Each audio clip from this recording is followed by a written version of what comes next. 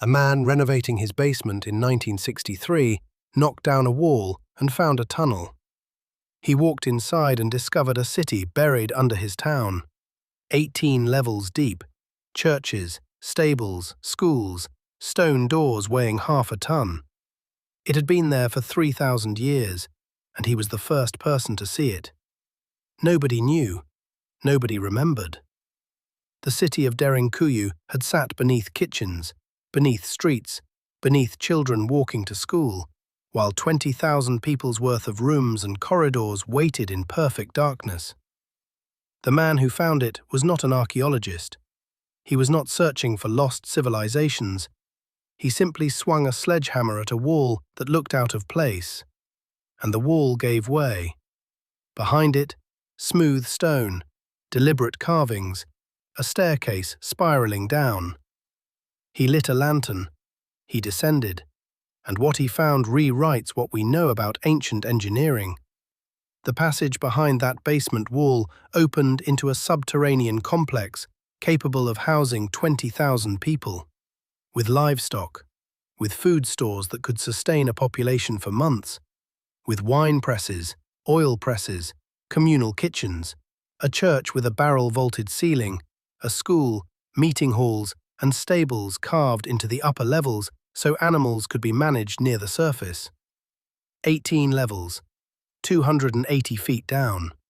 For context, if Derinkuyu were turned upright, it would stand taller than a 40-story building. The excavated area spans an estimated 4 square kilometers, and Derinkuyu is not alone. The Cappadocia region of central Turkey contains over 200 documented underground cities.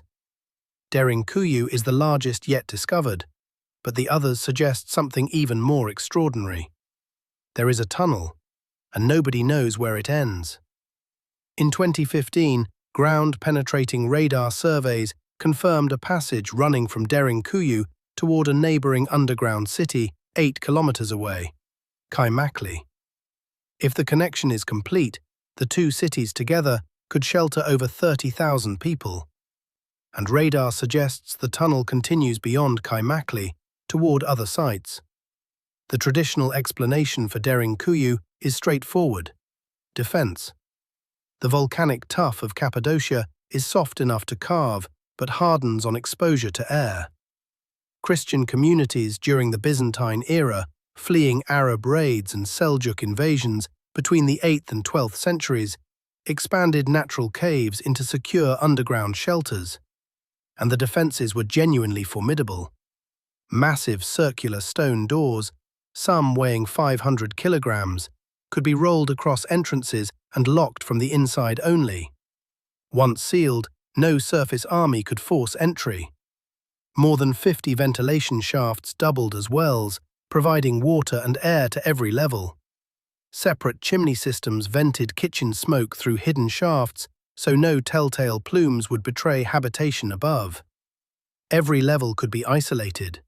If invaders breached the upper floors, defenders could retreat deeper and seal each level behind them. The city was designed to survive a siege, not for days, but for months. This explanation is tidy. It fits the historical timeline, and it has a problem. Derinkuyu contains an estimated 5 million cubic feet of excavated rock. That is enough material to fill 56 Olympic swimming pools.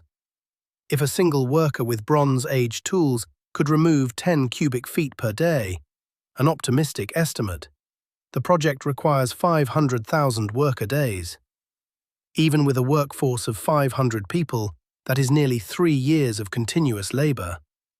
And here is the question that few documentaries address: where is the rubble? 5 million cubic feet of volcanic tuff removed from underground must go somewhere. If deposited on the surface, it would form a mountain visible for miles, a beacon announcing exactly what was happening below. Yet no spoil heaps exist near Derinkuyu. No massive piles of carved stone. The debris simply vanished. The only plausible explanation is that the builders did not dump the rubble.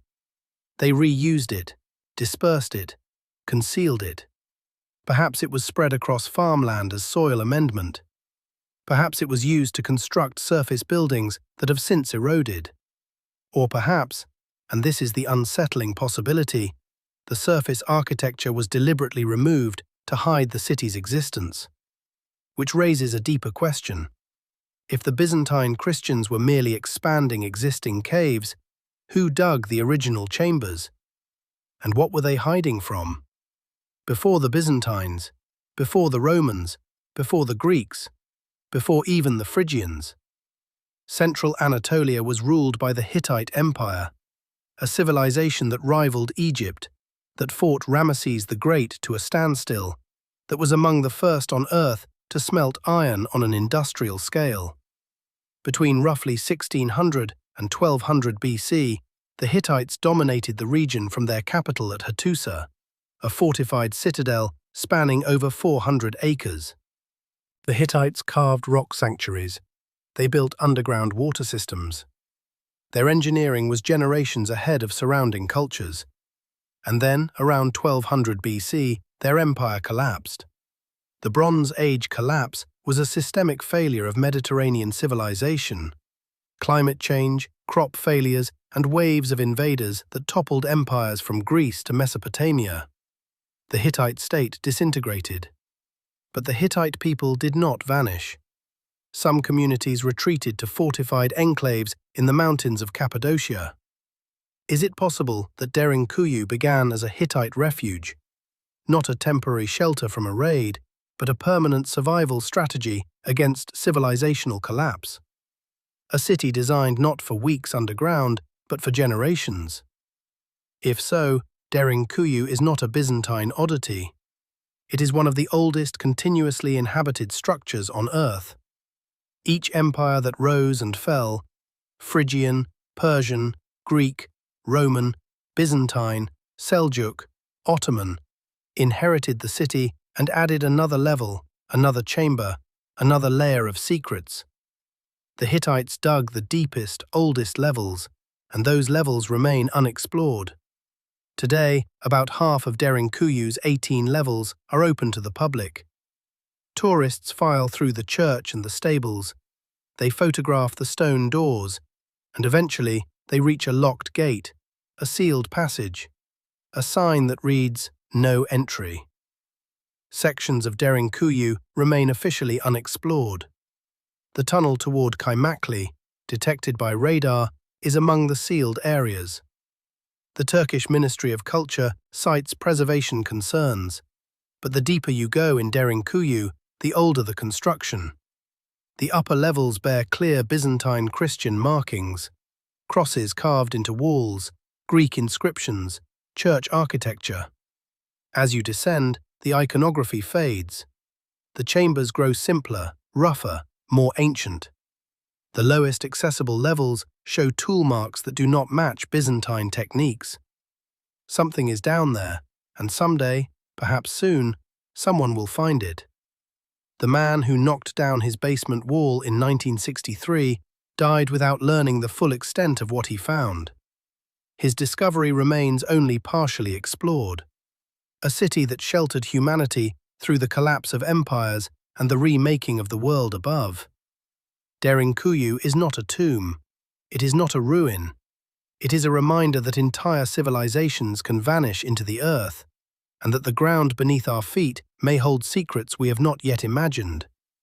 Because every mystery has a story. This is Tales Unknown.